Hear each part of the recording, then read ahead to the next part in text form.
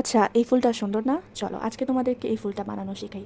যার জন্য প্রথমে আমি একটা কাগজ নিয়েছি এবং সেটাকে মাঝখানে ভাঁজ করে তারপর আবার আরেকটা ভাঁজ করলাম এবং অপর সাইডে সেম এভাবে ভাঁজ দিলাম। তারপর আবার মাঝখানে ভাঁজ করে আগের মতো সেম দুটো ভাঁজ করে নিব। যেভাবে ভিডিওতে দেখা যাচ্ছে আপনারা সেম ওইভাবে করে নেবেন এবং একটা কেচির সাহায্যে এভাবে ছোট ছোট করে আমরা কেটে নেব। চারপাশ এভাবে কাটার পর আমরা এইভাবে ছোট ছোট করে ভাঁজ করে নিব। সব সাইডগুলো ঠিক একই রকম ভাঁজ করে নিব এবং ভাঁজ করার পর আমরা ঘামের সাহায্যে একটাকে আরেকটার সাথে ঠিক এইভাবে লাগিয়ে দিব, যেভাবে ভিডিওতে দেখা যাচ্ছে। এইভাবে চাপ দিয়ে ধরে রাখলে একটার সাথে আরেকটা খুব সুন্দরভাবে লেগে যাবে। ভিডিওতে যেরকম দেখাচ্ছি ঠিক সেইভাবে আপনারা করে নেবেন, কারণ সব কিছু তো আর মুখে বলা যায় না। আপনারা দেখে দেখে করে নেবেন।